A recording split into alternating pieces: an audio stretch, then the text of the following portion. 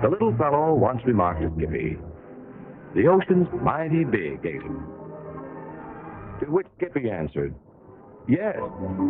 And don't forget, we're just looking at the top." The man, who unlike Skippy, is going to do more than look at the top.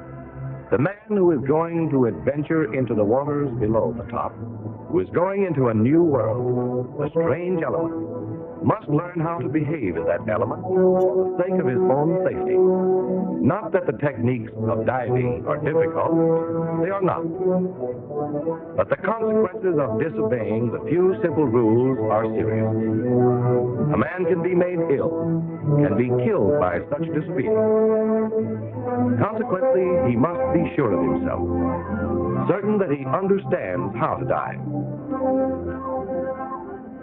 To dive, a man has only a few things on which he can rely. The first is his dress. The second are his tenders, who watch his lifeline and air hose, and with whom he communicates by hand signals on the lifeline. His third aid is the telephone, the cable of which is in his lifeline. The fourth is his descending line, a 3-inch cable-laid rope, which is his guide for ascent or descent. And the fifth and most important is his knowledge of the conditions of diving and how best to behave. When the diver is dressed, he sets his exhaust valve 2.5 to 3 turns if he's going to work under normal conditions.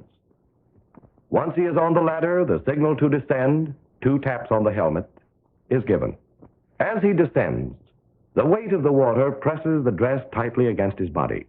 When the water reaches helmet level, he experiences difficulty in breathing because he must expand his ribs against water pressure around his chest. So he opens the control valve to increase the air pressure in his helmet until it equals the water pressure at his lower ribs. The air pressure in his lungs is now equal to the water pressure at his chest, so he breathes easily. The upper portion of his dress is inflated just enough to buoy the weight of the breastplate, helmet, and belt off his shoulders.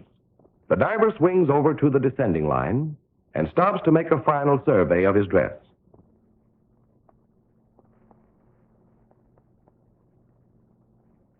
He adjusts his air control valve to maintain the buoyancy of the dress. A turn toward him increases the pressure, a turn away decreases it. More air to me, less air away. More air to me, less air away. The air control valve is, in the actual process of diving, the diver's chief aid in maintaining a balance of pressure. Consequently, the relationship between it and the exhaust valve is most important. For clearly, too much or too little air in the suit can be most dangerous. Should for any reason the pressure of the air inside the helmet become materially greater than the pressure of the surrounding water, the dress will be distended. As a result, the diver's buoyancy increases because of the increased displacement. When he no longer has negative buoyancy, he will begin to float to the surface. The soft twill of his dress will become rigid so that he will not be able to move his extended arms either to reach the air control valve or the exhaust valve. The cause of this condition can be either too much tension on the exhaust valve spring or a supply of air too rapid for the exhaust valve to dispose of, since it has an orifice of fixed size. Blow-ups can also be caused by improper adjustment of exhaust valve or faulty springs, by an oversupply of air through the air control valve, or by the loss of weight, as well as shoes or belt, or by a broken jockstrap. If the diver is lucky, he will float on top of the water until hauled in by his tenders, and if blown from sufficient depth, will be let off with only an attack of the bends. If he is unlucky, his dress will burst, and, dragged down by its weight, he will be subjected to a squeeze and possible drowning.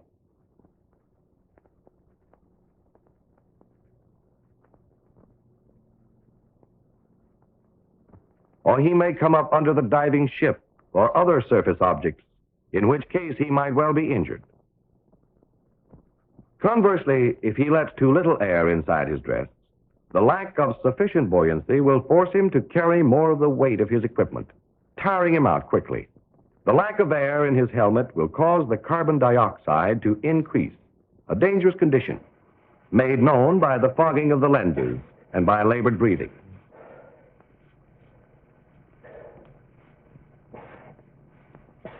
A sudden change in depth with its resultant increase in water pressure will force the air from the flexible suit into the rigid breastplate and helmet if the volume of air going into the suit is not increased, since the pressure of the surrounding water is greater than that within the helmet.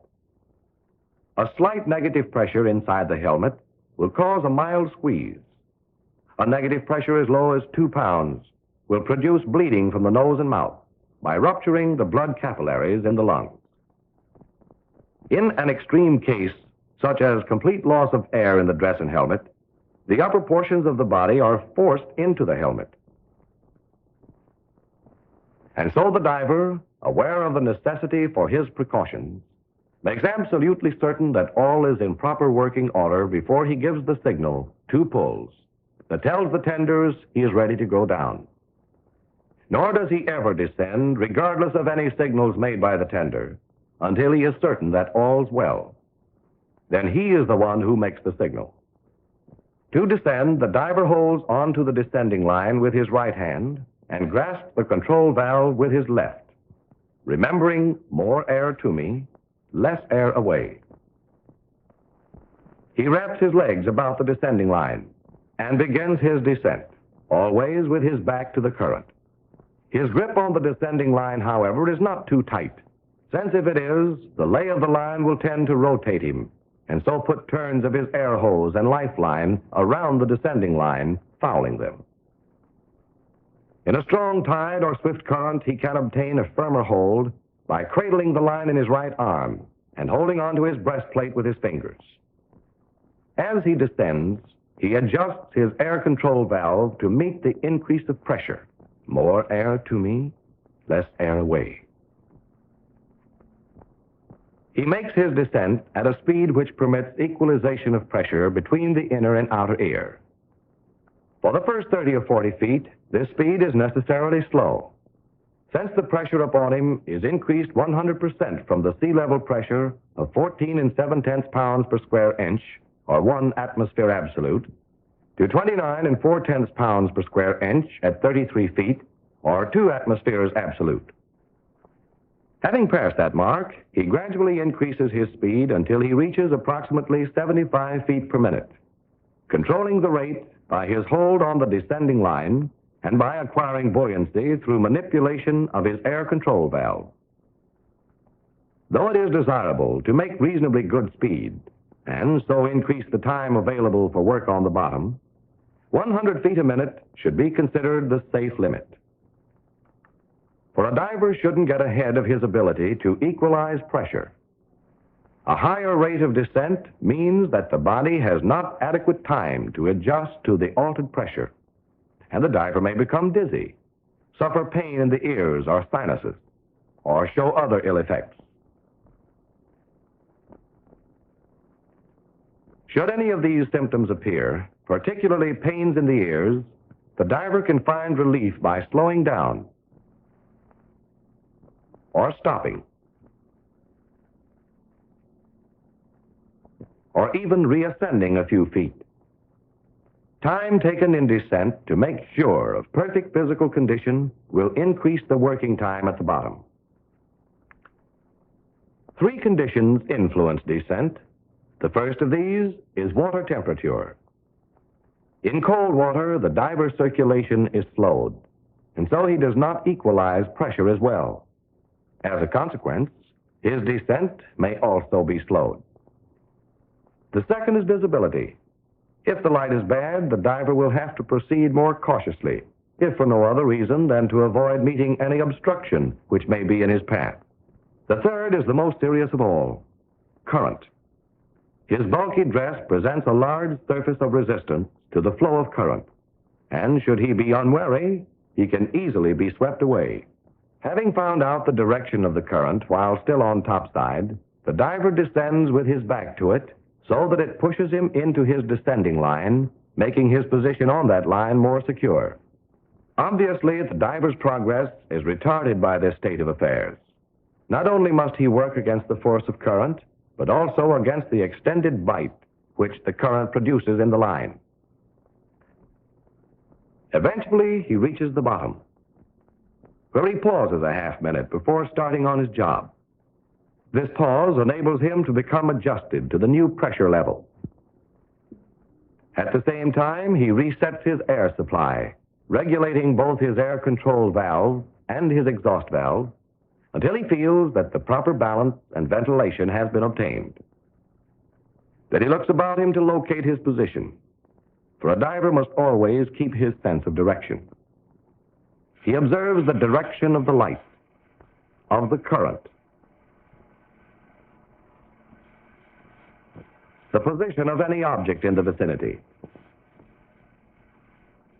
the tend of his lifeline and air hose,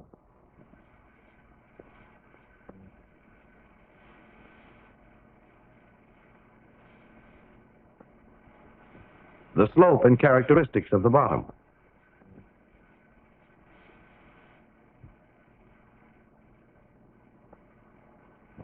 Should that bottom be muddy, he must keep moving or he will bog down and justify the old poem, "The saddest word from a diver bud is pull me out, I'm in the mud."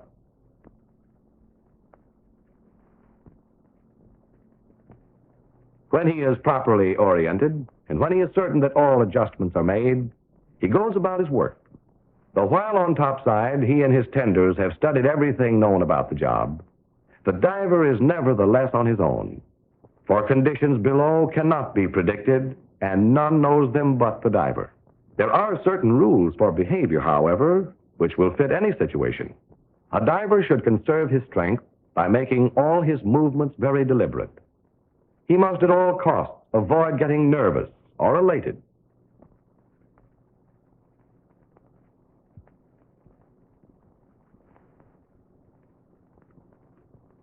If he is in a tight spot, he should stop to rest and try to figure an easy way out.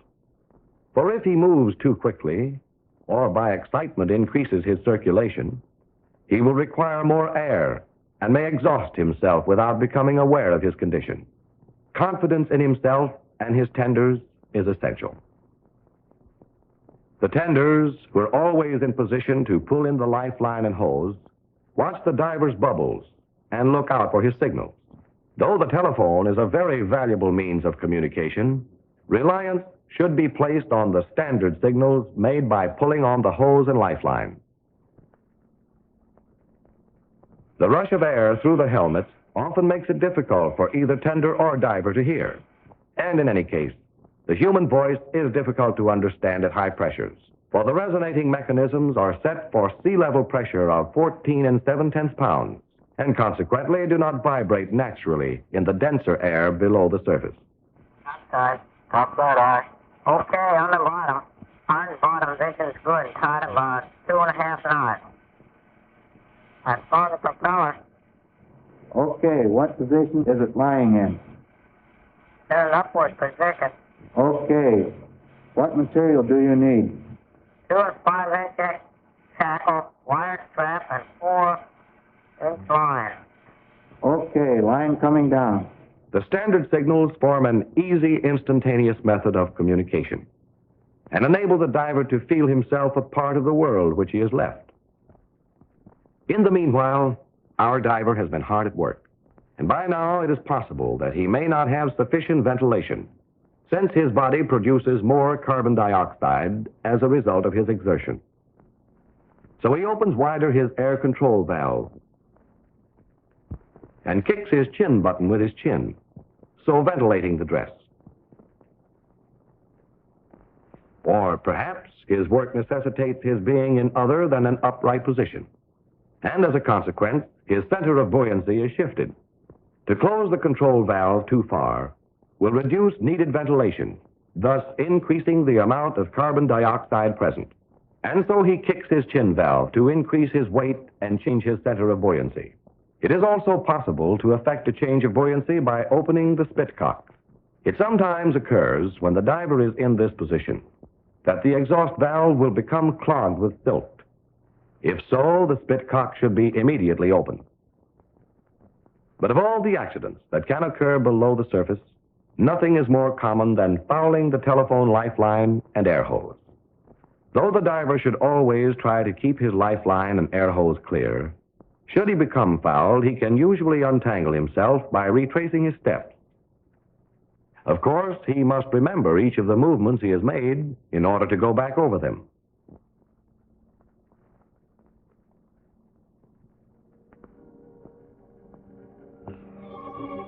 Sometimes, however, he may become so completely fouled that he is unable to free himself.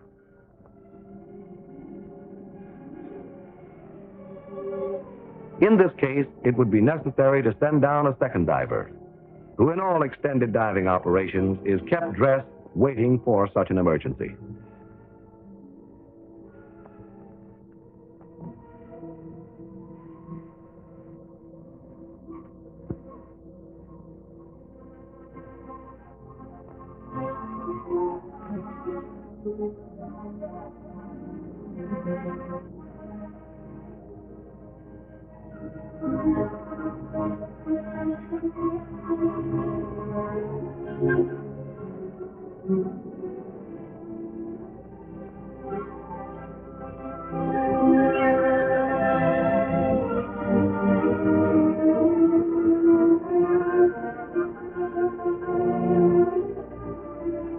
The second diver passes a manila lifeline under the foul diver's arms.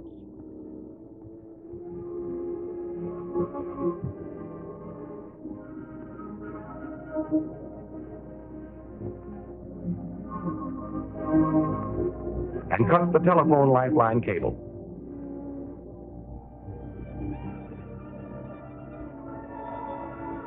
Then he fills the foul diver's dress as full of air as possible to give him a reserve supply.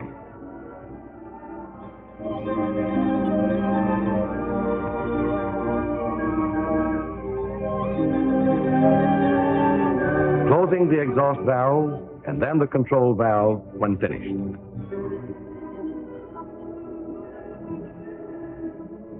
He removes the fouled hose from the control valve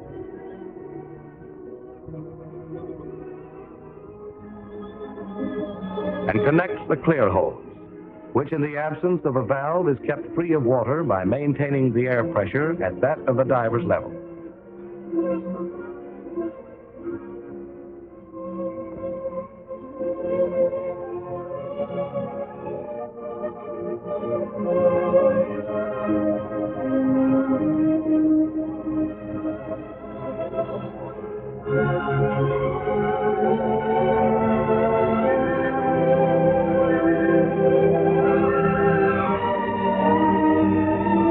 And so the diver is freed.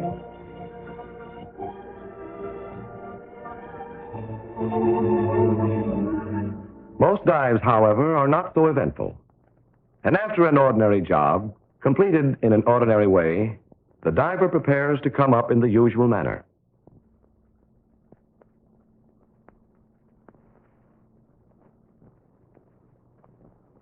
He is quite likely saturated with nitrogen, since he has probably been working at a depth of over 100 feet for a considerable period, breathing compressed air.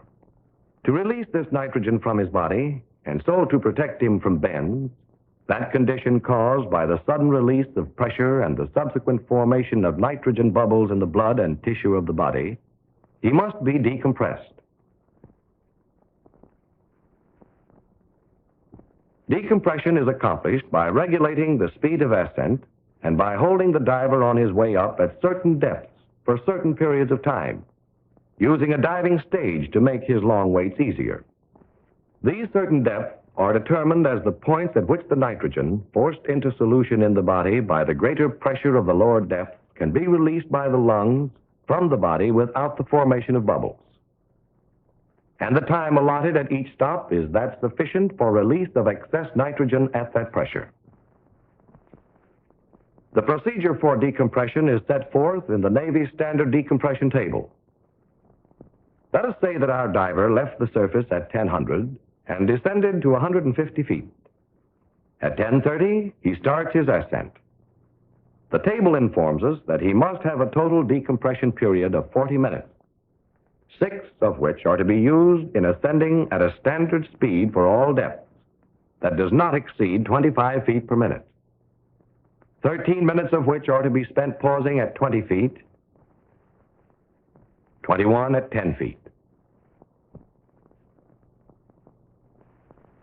To make the actual ascent, if no diving stage is available, it is mandatory for the diver to use his descending line, clinging to it at the stipulated depths and being held at the various points by his tenders.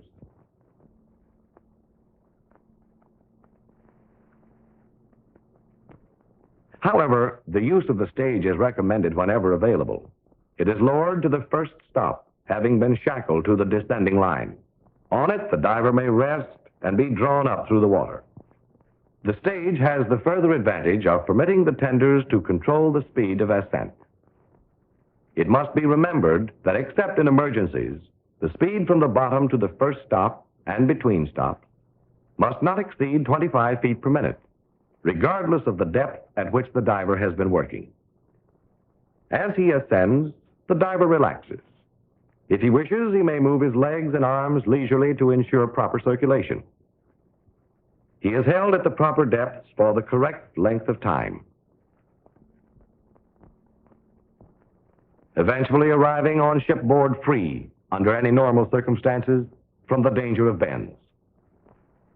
If there is a recompression chamber aboard ship, a diver who has been submerged under such adverse conditions as extreme cold, great depths, and so forth, that it is advisable to shorten his ascent, may, according to the approved surface decompression tables, be brought out more quickly and then rushed to the chamber for further decompression.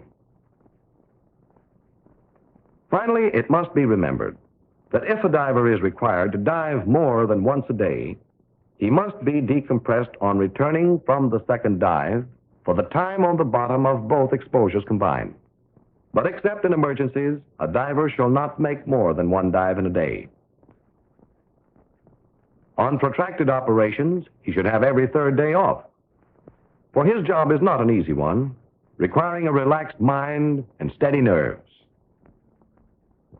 Even though no shark will bite him, no octopus grasp him, he has to be constantly on the alert, thoroughly schooled in what to do and not to do in the deep waters underneath the top.